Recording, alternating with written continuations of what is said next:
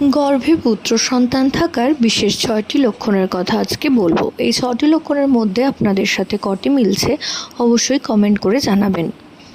প্রথম হলো, গর্ভাবস্থায় যদি ফিটাল হার্ট রেট ১৪০-এ বেশি থাকে ৫ মাসের পর ইউএসজি করলে। দ্বিতীয়ত, যদি দেখেন গর্ভাবস্থায় কোনো গর্ভবতী মহিলা যখন শুচ্ছেন তখন বাম দিকে কাত হয়ে শুচ্ছেন। এছাড়াও তৃতীয়ত, যদি দেখেন গর্ভবতী মহিলার খাদ্যাভ্যাসে পরিবর্তন হয়েছে, টক ঝাল নোনতা জাতীয় খাবার খেতে তার অনেক বেশি ভালো লাগছে। চতুর্থত, যদি দেখেন মাছ মাংস জাতীয় খাবার খেতে তার অনেক বেশি ভালো লাগছে।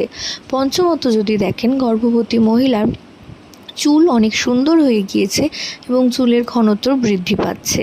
এবং ষষ্ঠমত, যদি দেখেন গর্ভাবস্থায় গর্ভবতী মহিলাদের মর্নিং সিকনেস অর্থাৎ বমি সেইভাবে সমস্যায় নেই বা সমস্যা নেই বললেই চলে, সেক্ষেত্রে ধারণা করে নেবেন গর্ভে পুত্র সন্তান আসতে চলেছে।